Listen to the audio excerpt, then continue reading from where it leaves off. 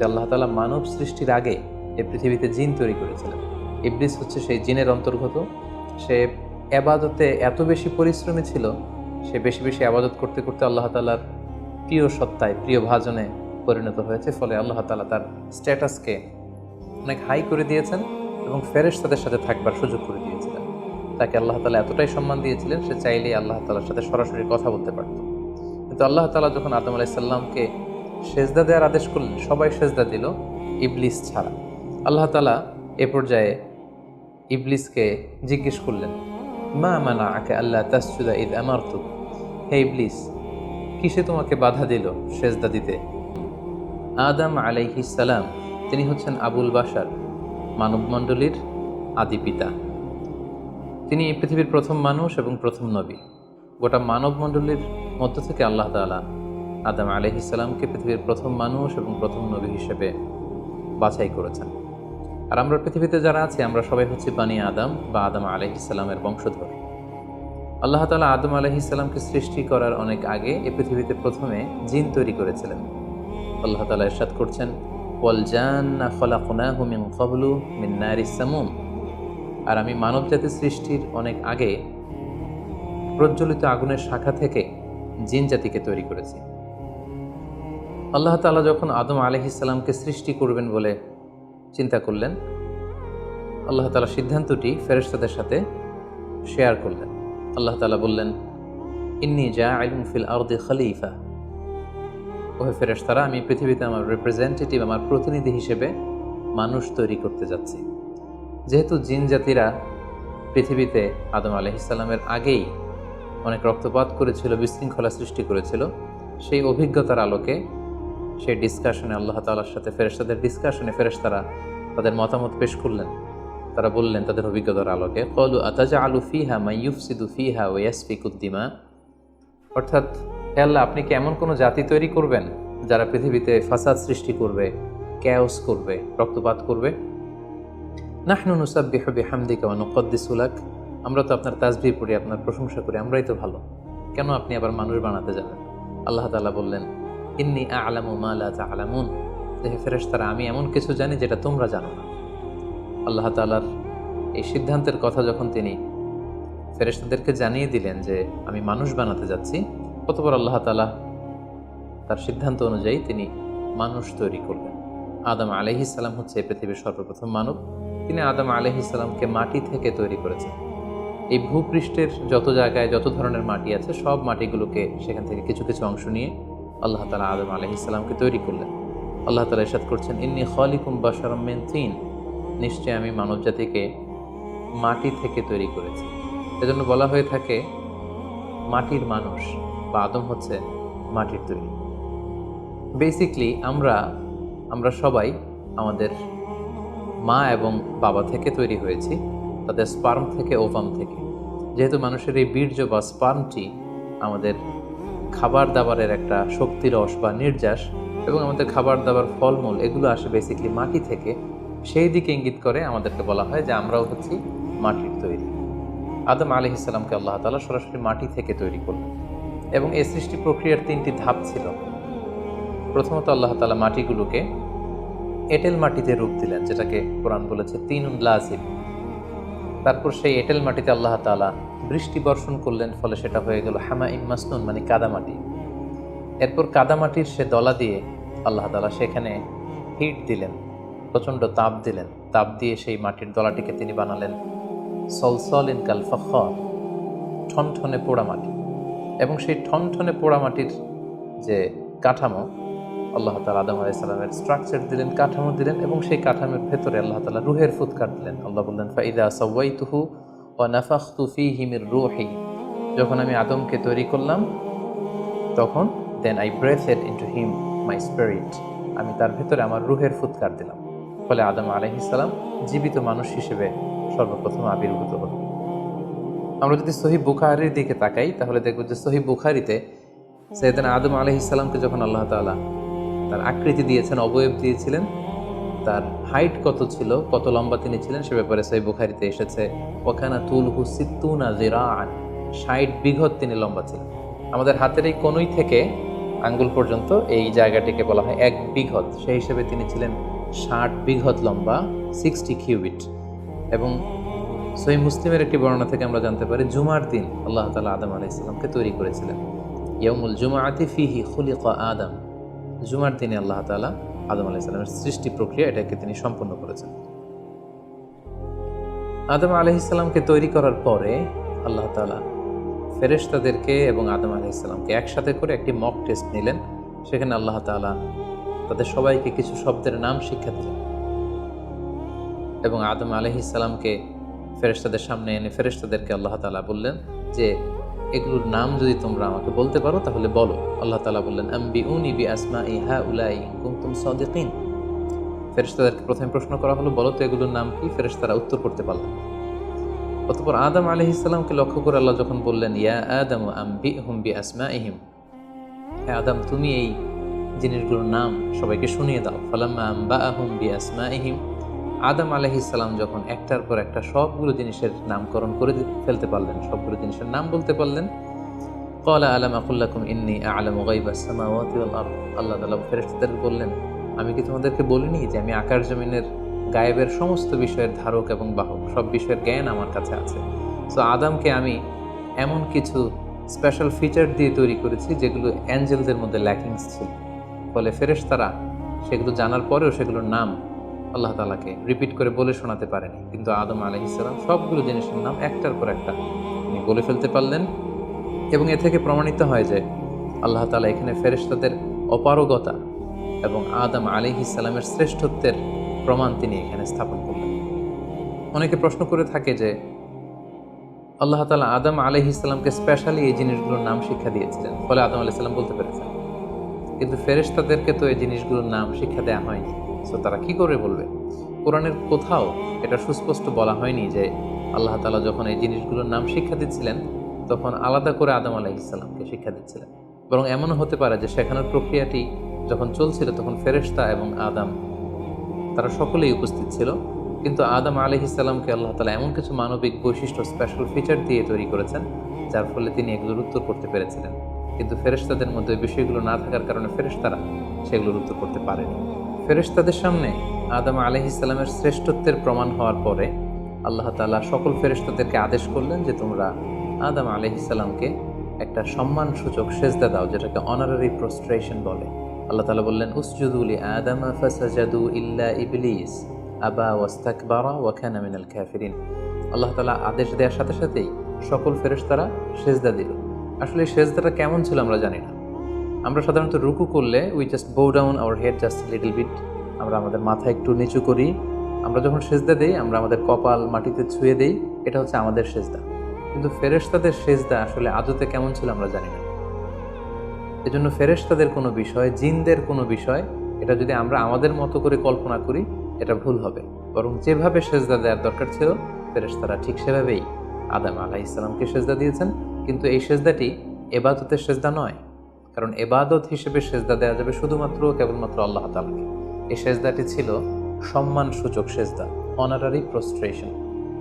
ফাসাজাদু ইল্লা ইবলিস, আল্লাহ তাআলা আদেশ দেওয়ার সাথে সাথে সকল ফেরেশতারা সেজদা দিল, ইবলিস ছাড়া। আবা ওয়াস্তাকবারা ওয়া কানা মিনাল কাফিরিন, সে সেজদা দিতে অস্বীকৃতি জানালো, ফলে সে কাফিরদের অন্তর্ভুক্ত হয়ে গেল। এখন প্রশ্ন হচ্ছে হু ইজ দিস ইবলিস? ইবলিস কে? এতক্ষণ পর্যন্ত আমরা আল্লাহ তাআলার সাথে ফেরেশতাদের ডিসকাশন, শেয়ারিং শুনেছি। আদম আলাইহিস সালামকে হঠাৎ করে সৃষ্টি করলেন, কিন্তু নাও এ নিউ ক্যারেক্টার অ্যাপিয়ার্ড, নতুন একটি ক্যারেক্টার চলে এসেছে, সেটা হচ্ছে ইবলিস। ইবলিস হচ্ছে এক মহাজ্ঞানী সত্তা, যে হচ্ছে কানা মিনাল জিন। কোরআন আমাদেরকে কনফার্ম করেছে কানা মিনাল জিন্নি ফাফাসাকা আন আমরি রাব্বি। ইবলিস বা শয়তান বেসিক্যালি জিন জাতির অন্তর্গত। আমরা আমাদের আদম আলাইহিস সালামের আলোচনার শুরুতেই বলেছি যে আল্লাহ তাআলা মানব সৃষ্টির আগে এই পৃথিবীতে জিন তৈরি করেছিলেন। ইবলিস হচ্ছে সেই জিনের অন্তর্গত। সে ইবাদতে এত বেশি পরিশ্রমী ছিল, সে বেশি বেশি ইবাদত করতে করতে আল্লাহ তাআলার প্রিয় সত্তায়, প্রিয় ভাজনে পরিণত হয়েছে। ফলে আল্লাহ তাআলা তার স্ট্যাটাসকে অনেক হাই করে দিয়েছেন এবং ফেরেশতাদের সাথে থাকবার সুযোগ করে দিয়েছিলেন। তাকে আল্লাহ তাআলা এতটাই সম্মান দিয়েছিলেন, সে চাইলেই আল্লাহ তাআলার সাথে সরাসরি কথা বলতে পারত। কিন্তু আল্লাহ তাআলা যখন আদম আলাইহিস সালামকে সেজদা দেওয়ার আদেশ করলেন, সবাই সেজদা দিল, ইবলিস ছাড়া। আল্লাহ তাআলা এ পর্যায়ে ইবলিসকে জিজ্ঞেস করলেন, মা মানাআকা আল্লা তাসজুদা ইয আমারতুক, হে ইবলিস, কিসে তোমাকে বাধা দিল সেজদা দিতে? কেন তুমি সেজদা দিলে না? সবাই যেখানে সেজদা দিল, তুমি কেন সেজদা দিলে না? ইবলিস তখন উত্তরে বলল, আনা খায়রুম মিনহু খলাকতানি মিন নার ওয়া খলাকতাহু মিন তিন। আমি আদমের চাইতে শ্রেষ্ঠ। সে আল্লাহর সাথে আর্গুমেন্ট দিতে শুরু করলো, লজিক দিতে শুরু করলো। সে যদি অন্তত এতটুকু বলতো যে আল্লাহ, আপনি কেন আমাকে সেজদা দিতে বলছেন, আমি এটার সিগনিফিকেন্স, এটার কারণ জানতে চাই, অথবা আল্লাহ আমি ভুল করে ফেলেছি, আপনি আমাকে ক্ষমা করুন, এর কোনোটাই না করে সে আল্লাহর সাথে আর্গুমেন্ট দিতে লাগলো। আর্গুমেন্টেটিভ একটা অ্যাটিটিউড তার মধ্যে গ্রো করলো। সে বলল, খলাকতানি মিন নার ওয়া খলাকতাহু মিন তিন। আপনি আমাকে সৃষ্টি করেছেন আগুন থেকে, আদমকে সৃষ্টি করেছেন মাটি থেকে। আগুন হচ্ছে ঊর্ধ্বমুখী, আগুনের লেলিহান শিখা দাউ দাউ করে উপরের দিকে উঠতে থাকে, আর মাটির চাকা ঢিলা, ছেড়ে দিলে নিচে পড়ে যায়। সো ঊর্ধ্বমুখী কোনো জিনিস তো নিম্নমুখী কোনো জিনিসের কাছে নত হতে পারে না, আমি কেন সেজদা দেব? সে যখন আল্লাহ তাআলার কাছে এইভাবে যুক্তিতর্ক স্থাপন করলো, আল্লাহ তাআলা তার র্যাঙ্কিংকে নষ্ট করে দিলেন। আল্লাহ বললেন যে তুমি বিতাড়িত, অভিশপ্ত, লাঞ্ছিত এবং ধিক্কৃত। আল্লাহ তাআলা তার যে হাই র্যাঙ্ক এবং স্ট্যাটাস, সেই পদমর্যাদা, তাকে পদমর্যাদাচ্যুত করা হলো। ফলে সে তার আগের অবস্থানে আর থাকলো না। সে আল্লাহ তাআলাকে এবার বলতে আরম্ভ করলো, ক্বালা আনজিরনি ইলা ইয়াউমি ইউবআসুন, হে আল্লাহ, এত বছর আমি ইবাদত করার পরে আপনার প্রিয় ভাজন হলাম, কিন্তু শুধু আদমকে সম্মানসূচক সেজদা প্রদর্শন না করার কারণে আপনি আমার স্ট্যাটাসকে নামিয়ে দিলেন, আপনি আমাকে ধিক্কৃত, অভিশপ্ত বলে ঘোষণা করলেন। তাহলে আমি আপনার কাছে একটা জিনিস চাই, সেটা হচ্ছে আনজিরনি ইলা ইয়াউমি ইউবআসুন, আপনি আমাকে কিয়ামত পর্যন্ত হায়াত দিন, যাতে আমি কিয়ামত পর্যন্ত বেঁচে থাকতে পারি। এবং সে শুধু আল্লাহর সাথে আর্গুমেন্ট দিয়েই ক্ষান্ত হয়নি, সে এ পর্যায়ে আল্লাহ তাআলাকে চ্যালেঞ্জ ছুড়ে দিল। বেসিকলি, যদিও ইবলিস এত ইবাদত করে আল্লাহ তাআলার প্রিয় হয়েছিল, ফেরেশতাদের পর্যায়ে চলে গিয়েছিল, আল্লাহ তাআলা তার সাথে ডিরেক্টলি কথা বলতো, কিন্তু ইবলিসের ভেতরে একটা সুপ্ত অহমিকা বোধ ছিল। আল্লাহ তাআলা চেয়েছেন এই ইনসিডেন্টের মধ্য দিয়ে সেই সুপ্ত অহমিকা বোধটা প্রকাশ করে দিতে। ইবলিস ভাবতো যে কেউ আমাকে ছাড়িয়ে যেতে পারবে না, আমি সবার চাইতে শ্রেষ্ঠ। সে বলেছিল, আনা খায়রুম মিনহু, আমি তার চেয়ে শ্রেষ্ঠ। তার ভেতরে যে সুপ্ত অহমিকা বোধ, এই যে অ্যারোগ্যান্স, এই যে ইগোইস্টিক সমস্যা, আল্লাহ তাআলা চেয়েছেন এই ঘটনার অবতারণা ঘটিয়ে ইবলিসের ভেতরকার এই অহমিকা বোধকে প্রকাশ করে দিতে, এবং সেটাই ঘটেছে। এবার সে আল্লাহ তাআলাকে চ্যালেঞ্জ দিয়ে বলল যে আল্লাহ, আপনি আমাকে কিয়ামত পর্যন্ত হায়াত দিন, লা আকউদান্না লাহুম সিরাতাকাল মুস্তাকিম, আপনার এই আদম সন্তান, বনি আদমের যারা পৃথিবীতে আসবে, তারা কি করে জান্নাতে যায় সেটা আমি দেখে নেব। আমি সিরাতুল মুস্তাকিমের সামনে বসে থাকবো, যাতে করে তারা সরল সঠিক পথ পেতে না পারে, তারা যাতে সত্যের পথে থাকতে না পারে। আমি তাদেরকে সুম্মা লাআতিয়ান্নাহুম মিন বাইনি আইদিহিম ওয়া মিন খালফিহিম ওয়া আন আইমানিহিম ওয়া আন শামাইলিহিম, সামনে থেকে, পেছন থেকে, ডান দিক দিয়ে, বাঁ দিক দিয়ে, সব দিক দিয়ে আমি তাদেরকে কুমন্ত্রণা দিব, ধোঁকা দিব, টেম্পটেশন দিব, হুইসপারিং করব। ওয়ালা তাজিদু আকসারাহুম শাকিরিন, আপনি তাদেরকে শুকরগুজার, কৃতজ্ঞ বান্দাদের অন্তর্ভুক্ত পাবেন না। আল্লাহ তাআলা বললেন, লামান তাবিআকা মিনহুম লাআমলাআন্না জাহান্নামা মিনকুম আজমাইন, তুমি আমাকে চ্যালেঞ্জ দিচ্ছ, ঠিক আছে, আমিও তোমার চ্যালেঞ্জ নিলাম, চ্যালেঞ্জ অ্যাকসেপ্টেড। তোমাকে এবং তোমাকে যারা ফলো করবে, ফলোয়ারদেরকে, তাদের সবাইকে দিয়ে আমি জাহান্নামকে পরিপূর্ণ করব। আল্লাহ তাআলা ইবলিসকে কিয়ামত পর্যন্ত হায়াত দিলেন, তার চ্যালেঞ্জ গ্রহণ করলেন, এবং ইবলিসও তার মিশন এবং ভিশন ফিক্স করে নিল যে যে আদমের কারণে আজকে আমি এতটা ধিক্কৃত, অভিশপ্ত, লাঞ্ছিত, সে আদমকে এবং সে আদমের সন্তানদেরকে, বনি আদমকে আমি জাহান্নামে ঢুকানোর আগ পর্যন্ত ক্ষান্ত হব না। এবং আল্লাহ রাসূল সাল্লাল্লাহু আলাইহি ওয়াসাল্লাম বললেন যে ইন্না শাইতানা ইয়াজরি মিনাল ইনসানি মাজরাদ দাম, মানুষের রক্ত প্রবাহের সাথে ইবলিস মিশে যেতে পারে, সেখানে যে সে কুমন্ত্রণা দিতে পারে। সেই ঘটনার পর থেকে আল্লাহ তাআলার সৃষ্টির, দুইটি শক্তিশালী সৃষ্টির মধ্যে তৈরি হয়ে গেল চিরশত্রুতা, চিরবিদ্বেষ, চিরদ্বন্দ্ব, শয়তান আর বনি আদম। আদম আলাইহিস সালামকে যখন সেজদা করতে বলা হলো, সবাই সেজদা করলো, কিন্তু ইবলিস সেজদা করলো না।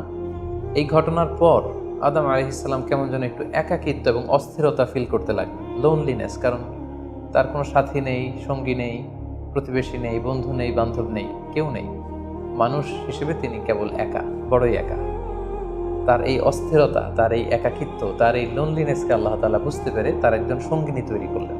তিনি হচ্ছেন হাওয়া আলাইহিস সালাম, এই পৃথিবীর প্রথম মানবী। এবং আল্লাহ তাআলা বললেন ওয়াজআলা মিনহা যাওজাহা লিয়াসকুনা ইলাইহা। আল্লাহ তাআলা তার থেকেই তার একজন সাথী, তার সঙ্গিনী তৈরি করলেন, যার সান্নিধ্যে যে স্থির হতে পারে, সে প্রশান্তি পেতে পারে। অন্যত্র আল্লাহ তাআলা বলছেন খালাকা মিনহা যাওজাহা ওয়া বাসসা মিনহুমা রিজালান কাসীরা ওয়া নিসাআ। আল্লাহ তাআলা আদমের মধ্য থেকেই তার সাথীকে বা তার জোড়াকে অর্থাৎ হাওয়াকে তিনি তৈরি করলেন, এবং এই আদম আর হাওয়া থেকে গোটা বিশ্বের সকল মানব মণ্ডলীকে তিনি তৈরি করেছেন। আদম আলাইহিস সালামের কোন জায়গা থেকে হাওয়া আলাইহিস সালামকে তৈরি করা হয়েছে? সহিহ বুখারীতে এসেছে খলিকনা মিন দিলা, পাঁজরের হাড় থেকে। আদম আলাইহিস সালামের বাম পাঁজরের উপর দিকের পাকা হাড় থেকে আল্লাহ তাআলা হাওয়া আলাইহিস সালামকে তৈরি করেছেন। হাওয়া শব্দটি এসেছে আরবি শব্দ হাই থেকে। হাই মানে জীবিত, প্রাণবন্ত। যেহেতু জীবন্ত আদম থেকে ওনাকে সৃষ্টি করা হয়েছে, তাই তাকে হাওয়া বলা হয়। অথবা আদম আলাইহিস সালাম হাওয়া আলাইহিস সালামের সঙ্গ পেলেই তিনি উজ্জীবিত হয়ে ওঠেন, প্রাণোচ্ছল হয়ে ওঠেন, এজন্য ওনাকে হাওয়া বলা হয়। তাহলে পৃথিবীর প্রথম মানবী হাওয়া আলাইহিস সালামকে আল্লাহ তাআলা আদম আলাইহিস সালামের নিঃসঙ্গতা, একাকিত্ব এবং লোনলিনেস যে ফিলিংটা, এটা দূর করার জন্য তার একজন সঙ্গী তিনি ঠিক করে দিলেন, আদম এবং হাওয়া। ইংরেজিতে বলা হয় অ্যাডাম অ্যান্ড ইভ। এবং আল্লাহ তাআলা তাদের দুজনকে জান্নাতে থাকবার পারমিশন দিলেন। আল্লাহ তাআলা বললেন ওয়াকুলনা ইয়া আদম উসকুন আনতা ওয়া যাওজুকাল জান্নাহ। আদম, তুমি আর তোমার স্ত্রী বা তোমার সঙ্গিনী দুজনে মিলে জান্নাতে থাকো। তবে এক্ষেত্রে কিছু ডুজ অ্যান্ড ডোন্টস আছে, কিছু ওয়ার্নিং আছে, কিছু প্রিকশন আছে। সেটা হচ্ছে ওয়াকুলা মিনহা রাগাদান হাইসু শি'তুমা। এই বাগানে, এই জান্নাতের যেখান থেকে মনে যায় তৃপ্তি সহকারে তোমরা উভয়ে খাও, কিন্তু ওয়ালা তাকরাবা হাযিহি শাজারাতা ফাতাকুনা মিনাল যালিমিন। জান্নাতের যেখান থেকে মনে চায় তোমরা খেতে পারো, পান করতে পারো, ঘুরে বেড়াতে পারো, আনন্দ উৎসব করতে পারো, কিন্তু ওয়ালা তাকরাবা হাযিহি শাজারা, এই গাছের ফল খাবে না। Be aware of this tree, এই গাছের কাছেও যাবে না। যদি যাও, যদি খাও, তাহলে ফাতাকুনা মিনাল যালিমিন, তোমরা জালিমদের অন্তর্ভুক্ত হয়ে যাবে। তাহলে আল্লাহ তাআলা আদম এবং হাওয়াকে জান্নাতে থাকার সুযোগ দিলেন। সেখানে কি করা যাবে, কি করা যাবে না সেটা বাদ দিলেন, ডুজ অ্যান্ড ডোন্টস দিলেন এবং ওয়ার্নিং দিয়ে দিলেন। কিন্তু তারপর যেটা ঘটলো সেটা হচ্ছে, আমরা জানি যে ইবলিস কিন্তু তার মিশন এবং ভিশনকে ফিক্স করে নিয়েছে যে সে আদমকে গোমরা করেই ছাড়বে, ধোঁকা দিয়েই ছাড়বে। এবং সে অনুপাতে সে সামহাও জান্নাতে ঢুকে আদম এবং হাওয়া আলাইহিস সালামকে উইসপারিং করে, টেম্পটেশন দিয়ে, কুমন্ত্রণা দিয়ে তাদেরকে বিভ্রান্ত করে ফেলল। কোরআন বলছে ফাওয়াসওয়াসা লাহুমা শাইতান লিইউবদিয়া লাহুমা মা উরিয়া আনহুমা মিন সাওআতিহিমা। শয়তান তাদের দুজনকে টেম্পটেশন দিয়ে, কুমন্ত্রণা দিয়ে ধোঁকার মধ্যে ফেলে দিল। শয়তান এসে বলল, আমাকে আল্লাহ সৃষ্টি করেছেন অনেক আগে, তোমাদেরকে সৃষ্টি করার আগে আল্লাহ তাআলা আমাদেরকে জানিয়েছিলেন যে তোমাকে এবং হাওয়াকে আল্লাহ তাআলা এই জান্নাতে রাখতে চান না, তোমাদের দুজনকে আল্লাহ পৃথিবীতে পাঠিয়ে দিতে চান। কারণ এখানে তারাই থাকতে পারবে যারা ফেরেশতা, তোমরা ফেরেশতা নও। আর এখানে পার্মানেন্টলি থাকার জন্য, রেসিডেন্সিয়াল পারমিটের জন্য একটা জিনিস লাগে, সেটা হচ্ছে ওই গাছের ফল খেতে হয়। যারা ওই গাছের ফল খেয়ে ফেলবে তারা এখানকার চিরকালীন বাসিন্দা হয়ে যাবে, তারা কখনো পৃথিবীতে যাওয়া লাগবে না। সো এই জন্য আল্লাহ তাআলা তোমাদেরকে ফল খেতে নিষেধ করেছেন ওই গাছে। তোমরা যদি ওই গাছের ফল খেয়ে ফেলো তাহলে তোমরা এখানকার চিরস্থায়ী অধিবাসী হয়ে যাবে। কোনোভাবেই আল্লাহ তাআলা তোমাদেরকে এখান থেকে তাড়াতে পারবেন না। কিন্তু আল্লাহ তাআলা চাইছেন তোমাদেরকে এখান থেকে তাড়িয়ে পৃথিবীতে পাঠিয়ে দিবেন। আমি তোমাদেরকে কসম করে বলছি, আমি তোমাদের ওয়েল উইশার, শুভাকাঙ্ক্ষী। শয়তান বলল যে ওয়াকাসামাহুমা ইন্নী লাকুমা মিনান নাসিহিন, নিশ্চয়ই আমি তোমাদের জন্য শুভাকাঙ্ক্ষী, তোমরা আমার কথা শোনো। যদি এখানে আরামে দিনাতিপাত করতে চাও তাহলে তোমরা এই ফল খাও, ফলে তোমাদেরকে আর কোথাও যাওয়া লাগবে না। আদম আলাইহিস সালাম আল্লাহ তাআলার সে দেয়ার ডুজ অ্যান্ড ডোন্টস, সে ওয়ার্নিং এর কথা ভুলে তিনি এবং তার স্ত্রী ওই নিষিদ্ধ ফল থেকে খাওয়া শুরু করলেন। এবং খাওয়ার সাথে সাথেই ফালাম্মা যাকা শাজারাতা বাদাত লাহুমা সাওআতুহুমা ওয়া তাফিকা ইয়াখসিফানি আলাইহিমা মিন ওয়ারাকিল জান্নাহ। ওই নিষিদ্ধ গাছের ফল খাওয়ার সাথে সাথেই আদম আলাইহিস সালাম এবং হাওয়া আলাইহিস সালামের গায়ে যে জান্নাতি পোশাক ছিল, অটোমেটিক্যালি সেই পোশাক খুলে পড়তে আরম্ভ করলো। ওনারা উলঙ্গ হয়ে যেতে লাগলেন। তড়িঘড়ি করে ওনারা জান্নাতের বিভিন্ন পাতা এনে, বিভিন্ন লতা পাতা এনে ওনাদের প্রাইভেটকে ওনারা ঢাকলেন। এবং তখনই ওনারা বুঝতে পারলেন, আমরা কি করলাম, আমরা তো মহাভুল করে ফেলেছি, আমরা তো আল্লাহ তাআলার আদেশকে অমান্য করেছি। আল্লাহ তাআলার সাথে সাথে বললেন, আলাম আনহাকুমা আন তিলকুমা শাজারা, আদম এটা তোমরা কি করলে, আমি তো এটা কখনো এক্সপেক্ট করিনি, আমি কি তোমাদেরকে নিষেধ করিনি এই গাছের ফল খেতে, এবং আমি কি তোমাদেরকে বলে দেইনি যে ইন্না শাইতানা লাকুম আদুউম মুবিন, শয়তান তোমাদের সুস্পষ্ট চিরশত্রু, কেন তোমরা এই কাজটা করলে? আদম আলাইহিস সালাম এবং হাওয়া আলাইহিস সালাম ওনারা লজ্জিত হলেন, ওনাদের কাজের জন্য ওনারা লজ্জিত হলেন। আল্লাহ তাআলা বলছেন, ওয়ালাকাদ আহিদনা ইলা আদামা মিন ক্বাবলু ফানাসিয়া ওয়ালাম নাজিদ লাহু আজমা, আমি আদমকে ওসিয়ত করেছিলাম যে এই কাজটি তুমি করো না, কিন্তু আদম আলাইহিস সালাম ভুলে গিয়েছেন। আল্লাহ তাআলার আদেশ পালনে আল্লাহ বলছেন, আমি আদমকে দৃঢ় প্রত্যয়ী পাইনি। ফলে আদম আলাইহিস সালাম এবং হাওয়া আলাইহিস সালাম ওনারা নিজেদের ভুল বুঝতে পারলেন এবং অনুতপ্ত হলেন, লজ্জিত হলেন, আল্লাহ তাআলার কাছে ক্ষমা চাইতে লাগলেন। আল্লাহ তাআলা তাদেরকে ক্ষমার কিছু বাক্য শিখিয়ে দিলেন। ফাতালাক্কা আদামু মির রাব্বিহি কালিমাত, কিছু বাক্য শিখিয়ে দিলেন। সেই বাক্যগুলো কি ছিল?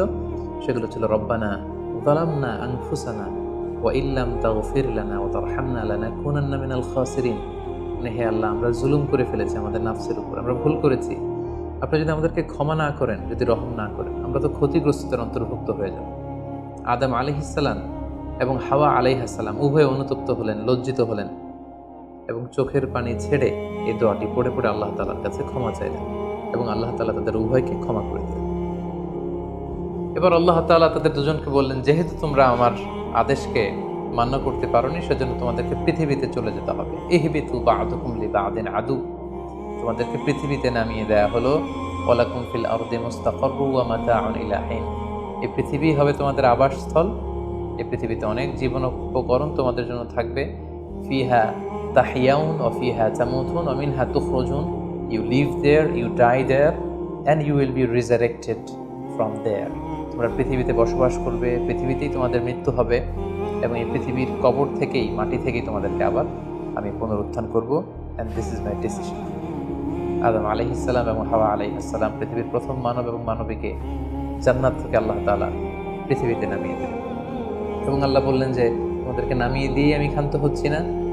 ফাইম্মা ইয়াতিয়ান্নাকুম মিন্নি হুদান, আমার গাইডেন্স তোমাদের কাছে আসবে। ফামান তাবিআ হুদায়া ফালা ইয়াযিল্লু ওয়ালা ইয়াশকা, আমার দেয়া পথ নির্দেশিকা এবং গাইডেন্স যারা মেনে চলবে তারা কখনো পথভ্রান্ত হবে না, তারা কখনো গোমরা হবে না। অতঃপর আল্লাহ তাআলা তাদের দুজনকে পৃথিবীতে নামিয়ে দিলেন। আদম এবং হাওয়া কোথায় নামিয়ে দিলেন, এ ব্যাপারে ঐতিহাসিকদের মধ্যে মতভেদ পাওয়া যায়। কিছু কিছু ঐতিহাসিকগণ বলেন যে আদম আলাইহিস সালামকে মক্কা এবং তায়েফের মাঝখানে দাহনা নামক একটা জায়গায় আল্লাহ নামিয়ে দিয়েছেন। কোনো কোনো বর্ণনা মতে পাওয়া যায় যে আদম আলাইহিস সালামকে আল্লাহ তাআলা ইন্ডিয়ান সাবকন্টিনেন্টে শ্রীলঙ্কার সিংহাল নামক একটা জায়গায় পাঠিয়েছেন এবং তারা সেখানে অ্যাডামস পিক নামে একটি পাহাড়ের কথা বলে থাকেন, যেখানে আদম আলাইহিস সালামের ফুটপ্রিন্ট বা পায়ের ছাপ সংরক্ষিত আছে বলে অনেক ঐতিহাসিকগণ মত প্রকাশ করেছেন। হাওয়া আলাইহিস সালামকে সৌদি আরবের জেদ্দা নগরীতে আল্লাহ তাআলা নাজিল করেন বলে অনেক ঐতিহাসিকগণ মতামত দিয়েছেন। তাহলে তারা পৃথিবীর এক এক দিকে এক একজন, অনেক দিন পরে তারা দুজন সৌদি আরবের জাবালে রাহমা, যেখানে বিদায় হজের ভাষণ দিয়েছিলেন আল্লাহ রাসূল সাল্লাল্লাহু আলাইহি ওয়াসাল্লাম, ময়দানটাকে বলা হয় ময়দান আরাফাত। আরাফাতের ময়দানে ওনারা আবার রিইউনাইটেড হয়েছেন এই পৃথিবীর বুকে। সম্মানিত, শুধু এ পর্যায়ে আমরা জানবো how was the life of Adam and Eve on earth. এই পৃথিবীতে আদম আলাইহিস সালাম এবং হাওয়া আলাইহিস সালামের একেবারে পৃথিবীর শুরুর দিকের জীবন পরিক্রমাটা কেমন ছিল, হাউ ওয়াজ দেয়ার লাইফ, কীভাবে তারা তাদের জীবন অতিবাহিত করেছে। আমরা জানি যে তাদের দুজনের মাধ্যমেই হিউম্যান হিস্ট্রি শুরু হয়েছিল, মানব ইতিহাস। তাদের জীবন পরিক্রমাটা কিছুটা ভিন্ন, আমাদের চাইতে ভিন্ন, যেহেতু তারাই পৃথিবীর প্রথম মানব এবং মানবী। তাদের কোনো প্রতিবেশী নেই, তাদের কোনো বন্ধু বান্ধব নেই, পৃথিবীতে আর কোনো মানুষ তাদের আশেপাশে ছিল না, শুধু তারাই। তো সেক্ষেত্রে এক আল্লাহ তাআলার ইবাদত ছাড়া তাদের মৌলিক যে কাজটা ছিল সেটা ছিল পপুলেশন, কাল্টিভেশন অ্যান্ড কনস্ট্রাকশন। কী করে জনসংখ্যা বৃদ্ধি করা যায় পৃথিবীতে, কী করে সন্তান লালন পালন করা যায়, কী করে চাষাবাদ করা যায়, কী করে ফার্মিং করা যায় এবং কী করে মানব সভ্যতার বিনির্মাণ করা যায়, এটাই ছিল পৃথিবীর প্রথম মানব এবং এই মানবীর প্রধানতম দায়িত্ব। যেহেতু ওনারা যদি নতুন প্রজন্ম তৈরি না করেন, ওনারা যদি চাষাবাদ না করেন, ওনারা যদি সভ্যতা বিনির্মাণ না করেন, তাহলে পৃথিবীতে মানব সভ্যতা টিকে থাকবে না। ফলে মৌলিক আবাদতের পাশাপাশি এগুলোই ছিল ওনাদের কাজ। আল্লাহ তাআলা সব শিখিয়ে দিলেন কিভাবে গাছ রোপণ করতে হয়, কিভাবে চাষাবাদ করতে হয়, কিভাবে ছাগল গরু এগুলো লালন পালন করতে হয়, এবং সেখান থেকে কিভাবে দুধ দহন করে নিজেদের খাবারের যোগান দিতে হয়। বেসিকলি আদম আলাইহিস সালামের কাছে যে সহিফাগুলো নাজিল হয়েছিল, সেখানে শরীয়তের মূলনীতির চাইতে কিভাবে পৃথিবী আবাদ করতে হবে এই বিষয়গুলোই বেশি স্থান পেয়েছিল।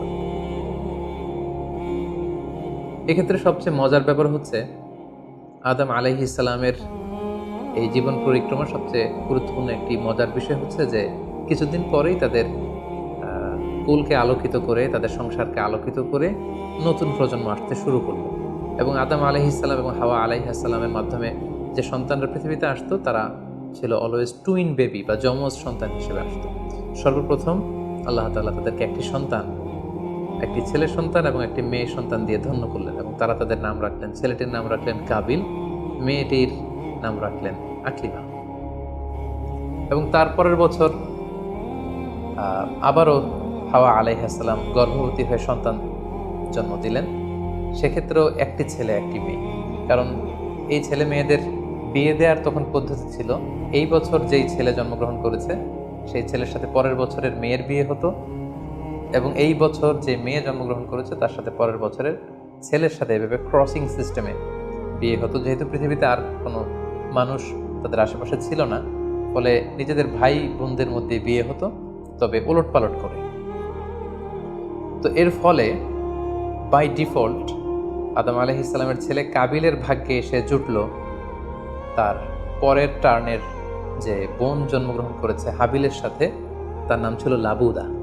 লাবুদার সাথে কাবিলের বিয়ে হবে এবং হাবিলের সাথে ইকলিমার বিয়ে হবে, এটাই ফিক্স করা হলো। কিন্তু এখানে একটি সমস্যা দেখা দিল, সেটি হচ্ছে ইকলিমা ছিল খুবই সুন্দরী, she was a very beautiful lady. ফলে কাবিল এটা মেনে নিতে পারেনি। সে প্রশ্ন উত্থাপন করলো যে কেন আমি লাবুদাকে বিয়ে করব? লাবুদা হচ্ছে কিছুটা শ্যামলা প্রকৃতির, আমি তাকে বিয়ে করব না, বরং আমার সাথে আমার যে বোন জন্মগ্রহণ করেছে সে ইকলিমাকে আমি বিয়ে করব। আদম আলাইহিস সালাম বললেন, না, এটা আল্লাহর দেয়া আদেশ। তোমার সাথে তোমার যে যমজ বোন জন্মগ্রহণ করেছে তাকে তুমি বিয়ে করতে পারবে না, বরং তোমার পরে হাবিল এবং লাবুদা যে জন্মগ্রহণ করেছে সে লাবুদা হবে তোমার স্ত্রী, এবং তোমার সাথে তোমার যে বোন আকলিমা জন্মগ্রহণ করেছে সে আকলিমা হবে হাবিলের স্ত্রী। কিন্তু কাবিল এটা সহজে মেনে নিতে পারেনি। ফলে সে এখানে প্রশ্ন উত্থাপন করলো এবং সে বলল যে আমি আকলিমাকে বিয়ে করতে চাই। দেখা দিল এক মহা সমস্যা। তখন আল্লাহ তাআলা আদম আলাইহিস সালামকে জানিয়ে দিলেন, ঠিক আছে, হাবিল এবং কাবিলকে কোরবানি করতে বলো, যার কোরবানি কবুল হবে সেই আকলিমাকে পাবে। এবং তখন কোরবানির সিস্টেম ছিল, কোরবানি করে চলে আসার পরে আকাশ থেকে আগুন এসে যেই কোরবানিকে ঝলসে দিত, সেই কোরবানিটা আল্লাহ তাআলার কাছে কবুল হয়েছে বলে ধরে নেওয়া হতো। আদম আলাইহিস সালামের ছেলে কাবিল বেসিকলি চাষি ছিল, সে এক বস্তা গম আল্লাহ রাস্তায় কোরবানি করল। আর হাবিল সে মেষ চড়াতো, ছাগল চড়াতো, সে একটি বকরি জবাই করে আল্লাহ রাস্তায় কোরবানি করলো। এবং তারা অপেক্ষা করতে লাগলো যে কার কোরবানি কবুল হয়। দেখা গেল আকাশ থেকে আগুন এসে হাবিলের বকরি বা ছাগলটাকে ঝলসে দিয়েছে, কিন্তু কোনো আগুন এসে কাবিলের গমের বস্তাকে বা গমের স্তূপকে ঝলসে দেয়নি। ফলে প্রমাণিত হলো যে হাবিলের কুরবানি আল্লাহ তাআলার দরবারে কবুল হয়েছে, এবং আল্লাহ তাআলার দেয়া আগের বিধান অনুযায়ী হাবিলই আকলিমাকে বিয়ে করার সুযোগ পাবে। এই কথাটি আল্লাহ তাআলা খুব সুন্দর করে কোরআনুল কারীমে উল্লেখ করেছেন। আল্লাহ বলছেন, ফাতুকুব্বিলা মিন আহাদিহিমা ওয়া লাম ইউতাকাব্বাল মিনাল আখার। তাদের একজনের কোরবানি কবুল হলো, আরেকজনেরটি হলো না। ফলে হাবিল আকলিমাকে বিয়ে করার সুযোগ পেল। কিন্তু কাবিল এতে আরো প্রচন্ড জেলাসি ফিল করতে লাগলো। সে হিংসায় জ্বলে পুড়ে অত্যন্ত রেগে গিয়ে বলল, লা আক্তুলান্নাক, হাবিল আমি তোমাকে হত্যা করব, তোমাকে হত্যা করে হলেও আমার সুন্দরী বোন আকলিমাকে আমি ছিনিয়ে নিব। তখন হাবিল বলতে লাগলো যে লাইন বাসাত্তা ইলাইয়া ইয়াদাকা লিতাকতুলানি মা আনা বিবাসিতি ইয়াদিয়া ইলাইকা লিআকতুলাক। অর্থাৎ, হে কাবিল, তুমি যদি আমাকে হত্যা করতে অগ্রগামী হও, হাত বাড়াও, আমি আমার হাতকে বাড়াবো না তোমাকে আঘাত করার জন্য। কারণ তুমি যদি আমাকে হত্যা করো তাহলে আমার পাপ, তোমার পাপ সবটাই তোমার ঘাড়ে বর্তাবে। আর আমি এত বড় পাপ কাজ কখনোই করতে চাই না। কাবিল এই কথাতেও ক্ষান্ত না হয়ে সে হত্যা করতে উদ্ধত হলো এবং সে তার কথা মতো তার ভাই হাবিলের উপর চড়াও হয়ে আক্রমণ করে তার আপন ভাই হাবিলকে সে হত্যা করে ফেলল। কোরআন বলল ফাকাতালাহু ফাসবাহা মিনাল খাসিরিন। কাবিল হাবিলকে হত্যা করে ফেলল প্রতিহিংসার অনলে জ্বলে পুড়ে শয়তানের কুমন্ত্রণায়। পৃথিবীর প্রথম হত্যাকাণ্ড, the first murder ever in the world, পৃথিবীর প্রথম হত্যাকাণ্ড সংঘটিত হলো এবং হত্যাকারী ছিল আদম আলাইহিস সালামের ছেলে কাবিল এবং এই পৃথিবীর প্রথম নিহত মানুষের নাম হচ্ছে হাবিল। সহিহ বুখারীতে আল্লাহ রাসূল সাল্লাল্লাহু আলাইহি ওয়াসাল্লাম ইরশাদ করেছেন, আউয়ালু মান সান্নাল কতলা। কাবিল হচ্ছে ওই ব্যক্তি যে পৃথিবীতে সর্বপ্রথম হত্যার ট্র্যাডিশন চালু করেছে। কাবিলের আগে কেউই পৃথিবীতে হত্যাকাণ্ড ঘটায়নি, ফলে হাবিল হচ্ছে পৃথিবীর প্রথম শহীদ বা প্রথম নিহত মানুষ।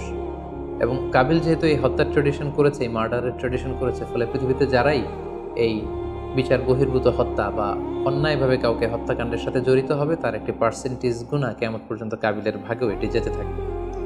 এখন যে মজার ব্যাপারটি ঘটেছে সেটি হচ্ছে, কাবিল যখন হাবিলকে আক্রমণ করেছে, হাবিলকে নিহত করেছে, হত্যা করার পরে হাবিল লাশ হয়ে শুয়ে রইল। কারণ কাবিল যখন হাবিলকে আক্রমণ করেছে, হাবিলের গা থেকে যখন ব্লিডিং হয়েছে, সে ছটফট করতে করতে এক পর্যায়ে মারা গেল। কিন্তু মারা যাওয়া কাকে বলে এটাও পৃথিবীর কেউ জানতো না। কাবিল নিজেও বুঝতে পারেনি যে এইভাবে আমি আঘাত করলে হাবিল এইভাবে মরে যাবে, তার ব্লিডিং হবে। মৃত্যু কি এটা তারা জানে না, কারণ এই পর্যন্ত এই পৃথিবীতে কেউ তো মারা যায়নি। ফলে সে দেখলো যে কিছুক্ষণ আগে আমার ভাই হাবিল আমার সাথে কথা বলছিল, এখন হাবিল আর কথা বলে না, চুপ করে শুয়ে আছে, নড়ে না চড়ে না। কাবিল তার ভাইকে কাঁধে নিয়ে ঘুরতে লাগলো। কি করবে? সে কথা বলে না কেন? কারণ এটা যে মৃত্যু, দিস ইজ দ্য ডেথ, এটা তাদের জানা ছিল না। এবং তার ভাইয়ের লাশকে সে কি করবে সে নিজে বুঝতে পারছিল না। তখন হাবিলকে শিক্ষা দেওয়ার জন্য আল্লাহ তাআলা একটি কাককে পাঠালেন। ফাবাআসাল্লাহু গুরাবান ইয়াবহাসু ফিল আরদি লিউরিয়াহু কাইফা ইউয়ারি সাওআতা আখি। দুটি কাক এসে একটি কাক আর একটি কাককে হত্যা করলো এবং হত্যাকারী কাকটি তার ঠোঁট দিয়ে তার পা দিয়ে মাটি খুঁড়ে গর্ত করে সেই গর্তের ভেতরে মৃত কাকটিকে ফেলে আবার মাটি দিয়ে ঢেকে ফেললো। এই দৃশ্যটি হাবিল দেখে বুঝতে পারলো যে কাবিল দেখে বুঝতে পারলো আমাকেও একই কাজ করতে হবে। কাবিল তখন মাটি খুঁড়ে তার ভাই হাবিলকে মাটি চাপা দিয়ে পৃথিবীর প্রথম ফিউনারাল বা বারিফাইংয়ের যে সিস্টেম, কবর দেওয়ার যে প্রক্রিয়া, এটা তিনি সামনে। আদম আলাইহিস সালাম তখন চলে গিয়েছিলেন মক্কায় কাবা নির্মাণের কাজে বা হজের কাজে। সেখান থেকে ফিরে এসে এই ঘটনা শুনে তিনি অত্যন্ত দুঃখ পেলেন। তিনি কাবিলকে ভর্ৎসনা করলেন এবং আদম আলাইহিস সালামের সন্তান সন্ততি সবাইকে ডেকে তিনি নাসিহত করলেন, এক আল্লাহর আদেশ মেনে নেওয়ার জন্য তিনি সবাইকে আহ্বান জানালেন। হাবিলের পরবর্তীতে আল্লাহ তাআলা এওয়াদান আন হাবিলের পরিবর্তে তিনি শীস আলাইহিস সালামকে আদম আলাইহিস সালামের ছেলে হিসেবে পৃথিবীতে দান করলেন। হাওয়া আলাইহিস সালামের কোল জুড়ে পৃথিবীতে আসলো শীস এবং তার সাথে তার টুইন বোন হাজুরা পৃথিবীতে আসলো। এবং আদম আলাইহিস সালামের পরে শীস আলাইহিস সালামকে আল্লাহ তাআলা নবী হিসেবে সিলেক্ট করলেন। এবং সহিহ ইবনে হিব্বানের একটি বর্ণনা এসেছে, যদি বর্ণনাটি দুর্বল, যে শীস আলাইহিস সালামের কাছে আল্লাহ তাআলা 50টি সহিফা নাজিল করেছিলেন। দেখতে দেখতে আদম আলাইহিস সালাম তার জীবনের 1000 বছর পূর্ণ করলেন। তিনি বয়োবৃদ্ধ হয়ে আসলেন এবং তার এই নবুয়তির দায়িত্ব আল্লাহ তাআলা শীস আলাইহিস সালামের কাঁধে দেওয়ার পরে আদম আলাইহিস সালামের পৃথিবী থেকে বিদায় নিলেন। কোথায় তাকে কবর দেওয়া হয়েছে? ঐতিহাসিকদের মধ্যে একাধিক মত পাওয়া যায়। কোনো কোনো বর্ণনা মতে ওনাকে মক্কাতে কবরস্থ করা হয়েছে, কোনো কোনো ঐতিহাসিক বর্ণনা মতে ওনাকে বাইতুল মাকদাসে কবরস্থ করা হয়েছে। আর ঠিক এভাবেই পৃথিবীর প্রথম মানব এবং প্রথম নবী আদম আলাইহিস সালাম এই পৃথিবী থেকে বিদায় নিয়ে পরপারে পাড়ি জমালেন। সম্মানিত শুধু আদম আলাইহিস সালামের এই জীবনী থেকে আমাদের জন্য কি শিক্ষা? কেন আল্লাহ তাআলা কালামুল্লাহ মাজিদে কোরআন কারিমে নবীদের ঘটনাগুলো বর্ণনা করেছেন? কেন আদম আলাইহিস সালামের ঘটনা আমাদেরকে শুনিয়েছেন? নিশ্চয়ই এর পেছনে কারণ রয়েছে। সেটি হচ্ছে আমরা যাতে করে এই জীবনী থেকে আমাদের প্রাত্যহিক জীবনের জন্য শিক্ষা, লেসন, এগুলো যাতে গ্রহণ করতে পারি। আদম আলাইহিস সালামের এই বর্ণাঢ্য জীবনী থেকে, সংগ্রামী জীবনী থেকে আমরা কি শিখতে পারি, কি কি লেসন আমাদের জন্য রয়েছে, এ পর্যায়ে আদম আলাইহিস সালামের জীবনী থেকে শিক্ষাগুলো আমরা আলোচনা করব। আদম আলাইহিস সালামের জীবনী থেকে প্রথম যে শিক্ষাটা আমরা পাই সেটা হচ্ছে সৃষ্টির জন্য অহংকার করা বা অ্যারোগেন্স এটা শোভা পায় না। অহংকার করা এটা হচ্ছে স্রষ্টার বৈশিষ্ট্য। কোনো সৃষ্টি কখনো অহংকার করতে পারে না। আল্লাহ তাআলা বলেছেন হাদিসে কুদসিতে, আল কিবরিয়া উরিদা ই, অহংকার হচ্ছে আমার চাদর, এজন্য যে অহংকার করবে ওকে আমি জাহান্নামে নিক্ষেপ করব। কিন্তু শয়তানের ক্ষেত্রে আমরা এই মিস্টেকটাই দেখেছি। সে অহংকারের ফাঁদে পা দিয়ে আল্লাহ তাআলার আদেশ অমান্য করেছে এবং সে ধিক্কৃত অভিশপ্ত একটা সত্তায় পরিণত হয়েছে। এবং সে বলেছে যে আনা খাইরুম মিনহু, আমি আদমের চাইতে শ্রেষ্ঠ। কোনো বিশ্বাসী, কোনো প্র্যাকটিসিং মুসলিম কখনো নিজেকে বড় মনে করতে পারে না। ইসলাম আমাদেরকে এটা শেখায় না। নিজেকে বড় মনে করা এটা হচ্ছে শয়তানের স্বভাব, যেটা আমরা আদম আলাইহিস সালাম এবং শয়তানের যে ঘটনা ইনসিডেন্ট সেখান থেকে আমরা জানতে পারলাম। নিজেকে বড় মনে করা এটা শয়তানের অ্যাটিটিউড। বিশ্বাসীরা কখনো নিজেকে বড় মনে করে না, তারা কখনো অ্যারোগ্যান্ট অ্যাটিটিউডের হতে পারে না। কারণ আল্লাহ রাসূল সাল্লাল্লাহু আলাইহি ওয়াসাল্লাম আমাদেরকে শিখিয়েছেন, আল্লাহুম্মা জাআল ফি আইনি সাগীরা ওয়া ফি আ'ইউনিন নাসি কাবীরা, হে আল্লাহ আপনি আমার চোখে আমাকে ছোট বানান, মানুষের চোখে আপনি আমাকে বড় বানান। আপনি নিজেকে কখনো বড় বলে উপস্থাপন করতে পারবেন না। আপনি বড় এটা আপনার মুখে বলা শোভা পায় না, বরং আপনি বড় কিনা ছোট এটা মানুষ প্রমাণ করবে, সেটা মানুষ ডিসাইড করবে। এজন্য আল্লাহ রাসূল সাল্লাল্লাহু আলাইহি ওয়াসাল্লাম বলতেন, হে আল্লাহ আমার চোখে আপনি আমাকে ছোট বানান, মানুষের চোখে আপনি আমাকে বড় বানান। তাহলে আদম আলাইহিস সালাম এবং ইবলিসের এই ঘটনা থেকে আমরা প্রথম যে শিক্ষাটা পাই সেটা হচ্ছে আমরা যেন কখনো আমাদের অন্তরে অহমিকা বোধ লালন না করি, আমরা যেন এই ইগোইস্টিক সমস্যাতে না ভুগি, আমরা কখনো যেন অহংকারী না হই, বরং আমরা যেন বিনয়ী হতে পারি। বিনয়ী বান্দাদেরকে আল্লাহ তাআলা পছন্দ করেন। নিজেকে বড় মনে করা এটা হচ্ছে শয়তানের স্বভাব, এবং সে নিজেকে বড় মনে করেই সে অভিশপ্ত হিসেবে চিহ্নিত হয়েছে। আদম আলাইহিস সালামের ঘটনা থেকে আরও একটি শিক্ষা আমরা যেটি পাই সেটি হচ্ছে শয়তানের প্রথম মিশন ছিল মানুষের দেহ থেকে পোশাক খুলে ফেলা। আই রিপিট, আমি আবারও বলছি, মানুষের দেহ থেকে পোশাক খুলে ফেলা, নগ্নতা বা অশ্লীলতা, এটা হচ্ছে শয়তানের প্রধান হাতিয়ার। আমরা এই ঘটনা থেকে জেনেছি যে আদম আলাইহিস সালাম এবং হাওয়া আলাইহিস সালাম তারা যখন ওই নিষিদ্ধ গাছ থেকে ভক্ষণ করলেন, তারা যখন নিষিদ্ধ ফলটি খেয়ে ফেললেন, সাথে সাথে জান্নাতের পোশাক তাদের দেহ থেকে খুলে পড়ে গিয়েছে। এবং কেন আদম আলাইহিস সালাম এবং হাওয়া আলাইহিস সালামকে শয়তান ওয়াসওয়াসা দিয়েছিল? সূরা আরাফে আল্লাহ বলছেন, লিউরিয়াহুমা সাওআতিহিমা, যাতে করে তাদের প্রাইভেট, তাদের লজ্জাস্থান প্রকাশিত হয়ে পড়ে। তাহলে আমরা এই ঘটনা থেকে আরও যে শিক্ষাটি পাই সেটি হচ্ছে নগ্নতা এবং অশ্লীলতা হচ্ছে শয়তানের প্রধান হাতিয়ার। বর্তমানে আমরা সেটাই দেখতে পাচ্ছি যে শয়তান আমাদের পোশাককে খাটো করতে চাচ্ছে। দিনকে দিন আমাদের পোশাকের ধরন এমন হতে যাচ্ছে, বিশেষ করে আমাদের বোনদের বা নারীদের পোশাকের দিকে যদি আমরা তাকাই, এটা ছোট হতে হতে এমন একটা পর্যায়ে চলে যাচ্ছে, এর মাধ্যমে কিন্তু এই নিউডিটি বা নগ্নতা এবং অশ্লীলতার ছড়াছড়ি আমাদের সমাজে খুব বেড়ে গিয়েছে। এবং এটা ছিল শয়তানের প্রধান হাতিয়ার।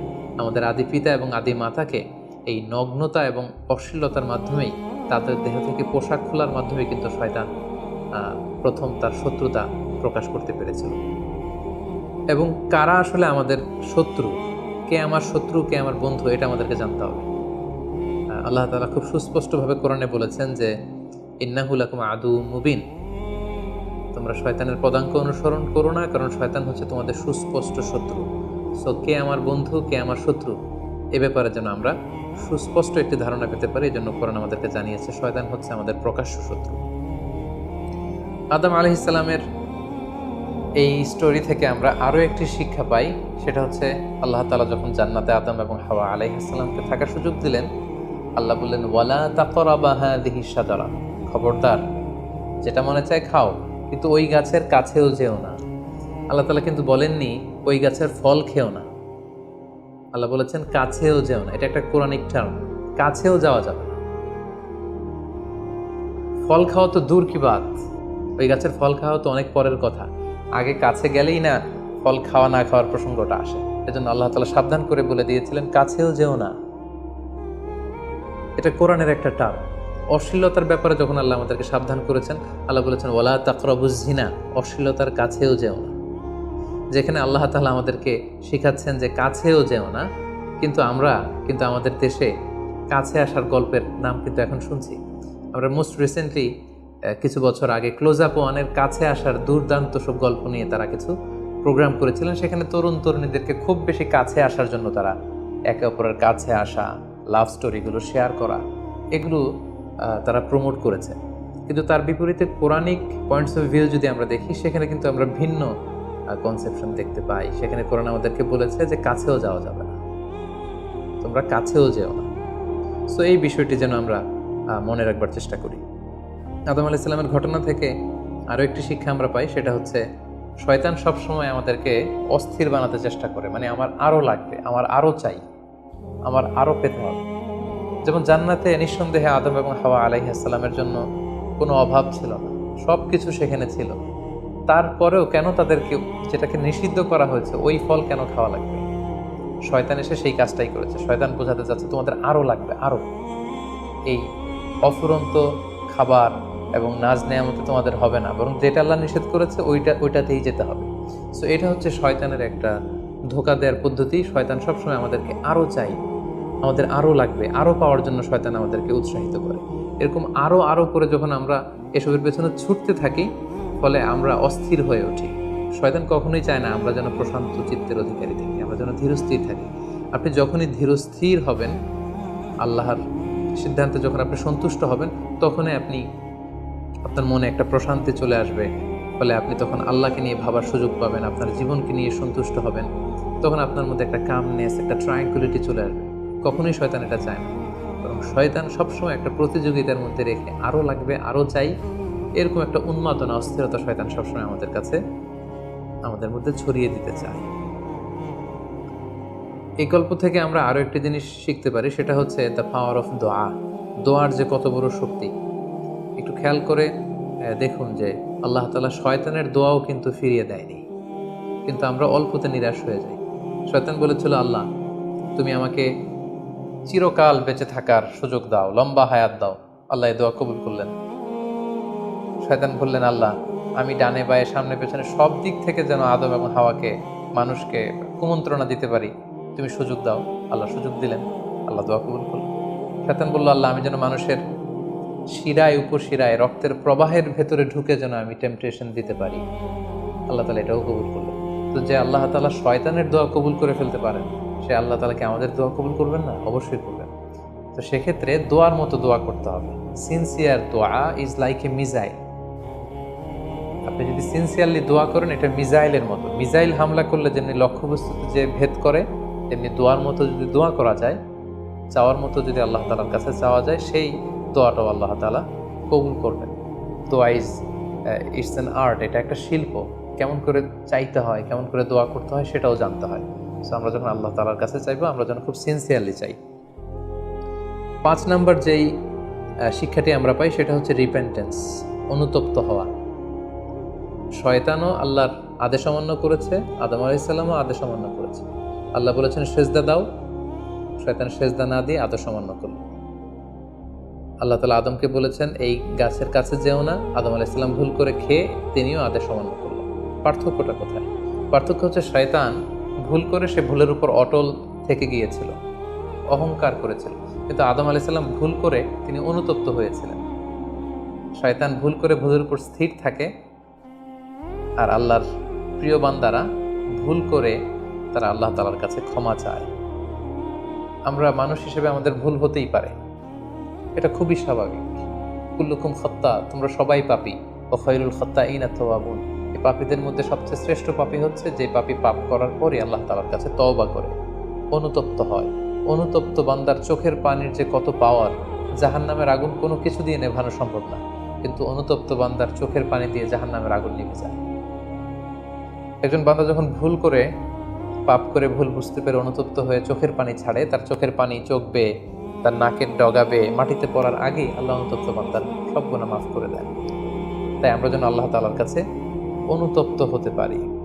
শয়তান আল্লাহকে সেদিন চ্যালেঞ্জ দিয়ে বলেছিল, আল্লাহ আমি দেখে নেব কি করে তুমি তোমার বান্দাদেরকে জান্নাতে ঢুকাও। আল্লাহ তাআলা বললেন, চ্যালেঞ্জ অ্যাকসেপ্টেড, তোমার চ্যালেঞ্জকে আমিও গ্রহণ করলাম। তুমি আজীবন আমার বান্দাদেরকে ধোঁকা দিবে, কিন্তু আমার বান্দা যখন অনুতপ্ত হয়ে চোখের পানি ছেড়ে ক্ষমা চাইবে, আমি জীবনের সব গুনাহ মাফ করে দেব। সো অনুতপ্ত হয়ে আল্লাহর কাছে চাওয়ার এই সুযোগকে যেন আমরা নষ্ট না করি। আমরা যেন ভুল করলে আল্লাহ তাআলার কাছে ক্ষমা চাই, আমরা যেন তাওবা করে ফিরে আসি। 6 নাম্বার যে শিক্ষাটি আমরা আদম আলাইহিস সালামের গল্প থেকে পাই সেটা হচ্ছে our life is full of struggle. আমাদের জীবনটা হচ্ছে খুবই স্ট্রাগল করে এই জীবনটাকে লিড করতে হয়। এখানে অনেক ইফোর্ট দিতে হয়। দুনিয়াকে বলা হয় দারুল আসবাব, পরিশ্রম করে লড়াই করে নিজের অবস্থানকে এখানে জানান দিতে হয়। প্রতিকূল পরিবেশে কিভাবে আপনি টিকে থাকবেন, দুর্যোগ মোকাবেলা করে কিভাবে আপনি টিকে থাকবেন, সেটার শিক্ষা কিন্তু এই পৃথিবীতে আছে। যেমন আদম আলাইহিসসালাম, হাওয়া আলাইহিসসালাম যখন পৃথিবীতে এসেছেন, তাদের জন্য সব কিছু যে একেবারে প্রিপেয়ার্ড ছিল ব্যাপারটি এমন নয়। ওনাদেরকে কষ্ট করতে হয়েছে, ওনাদেরকে চাষাবাদ করতে হয়েছে, মেষ পালন করতে হয়েছে, গাছ রোপণ করতে হয়েছে, ঝড় ঝঞ্ঝা বন্যা, এই প্রতিকূল পরিবেশে তাদেরকে টিকে থাকার লড়াই করতে হয়েছে। ফলে এই পৃথিবীতে টিকে থাকতে হলে লড়াই করতে হয়, সংগ্রাম করতে হয়। এই জীবনটা হচ্ছে সংগ্রামময় একটা জীবন। ফলে আদম আলাইহিস সালামের এই সংগ্রামী জীবন থেকে আমরা এটাও বুঝতে পারি যে এখানে আমাদেরকে টিকে থাকার জন্য লড়াই করে করে নিজের অস্তিত্বের জানান দিতে হবে। সর্বশেষ আদম আলাইহিস সালামের জীবনী থেকে যে আমরা শিক্ষাটি পাই সেটা হচ্ছে এই পৃথিবীতে অনেক ধরনের ফিতনা আছে, এর মধ্যে নারী ঘটিত ফিতনা একটি বড় ধরনের ফিতনা, এবং এই পৃথিবীর প্রথম যে হত্যাকাণ্ড সেটা নারী ঘটিত কারণেই হয়েছে। এবং সহিহ মুসলিম আল্লাহ রাসূল সাল্লাল্লাহু আলাইহি ওয়াসাল্লাম বলেছেন, ফাইন্না আউওয়ালা ফিতনাতি বানি ইসরাঈল কানাত ফিন নিসা, বনি ইসরাইলের প্রথম ফিতনাও নারীদের ব্যাপারেই ঘটেছে। এবং আল্লাহ রাসূল বলেছেন, আমার পরে তোমাদের জন্য নারীদের ফিতনার চাইতে বড় কোনো ফিতনা আমি রেখে যাইনি। ফলে এই নারী ঘটিত ফিতনা থেকে আমাদেরকে সাবধান থাকতে হবে। বর্তমানেও যখন আমরা পত্রপত্রিকা খুলি, প্রায় কিন্তু আমরা এই ধরনের অশ্লীলতা, নগ্নতা, ধর্ষণের মতো জঘন্য ঘটনার কথা আমরা শুনি। এতে করে আমরা বুঝতে পারছি যে নারী ঘটিত ফিতনাটা আসলেই অনেক বড় ফিতনা। এক্ষেত্রে আসলে নারীদেরকে ব্লেম করা হচ্ছে না, এক্ষেত্রে উভয়ই সমানভাবে অপরাধী। নারী পুরুষ উভয়কে আল্লাহ তাআলা তাদের চোখকে অবনমিত রাখতে বলেছেন। এই হাদিস দ্বারা এটা প্রমাণ হয় না যে নারীদেরকে ব্লেম করা হচ্ছে, বরং ঘটনাটা যেহেতু নারী কেন্দ্রিক, সেহেতু নারী ঘটিত ফিতনার কারণে পৃথিবীতে প্রথম হত্যাকাণ্ড ঘটেছে, এবং এখনও এ জাতীয় ঘটনার কারণে অনেক ধরনের ফাসাদ ফিতনা সমাজে ছড়িয়ে পড়ছে। সো আমাদেরকে আদম আলাইহিস সালামের জীবনী থেকে আরও একটি শিক্ষা হচ্ছে, এই নারী ঘটিত ফিতনা থেকে বেঁচে থাকার জন্য নারী পুরুষ উভয়কেই তাদের নজর বা দৃষ্টির লাগাম টেনে ধরতে হবে। দৃষ্টিকে যদি আমরা নিয়ন্ত্রণ করতে না শিখি তাহলে ফিতনা কমানো সম্ভব না। আল্লাহ রাসূল সাল্লাল্লাহু আলাইহি ওয়াসাল্লাম বলেছেন, আন-নাযার সাহমুন মিন সিহামি ইবলিস, দৃষ্টি হচ্ছে শয়তানের বিষ মাখানো তীরবানের মধ্য থেকে একটি তীর। এই বিষ মাখানো তীর দিয়ে শয়তান নারী পুরুষকে কাবু করে অশ্লীলতার পথের দিকে নিয়ে যায়। সম্মানিত শুধু এই ছিল আদম আলাইহিস সালামের সংগ্রামী জীবন কাহিনী এবং ওনার জীবনী থেকে আমাদের জন্য কিছু লেসন বা শিক্ষা। আল্লাহ তাআলা আমাদের সবাইকে নবীদের রেখে যাওয়া পথ এবং মতে তাদের অনুসৃত পথে আমাদেরকে পরিচালিত করুক। আসসালামু আলাইকুম ওয়া রাহমাতুল্লাহি ওয়া বারাকাতুহু।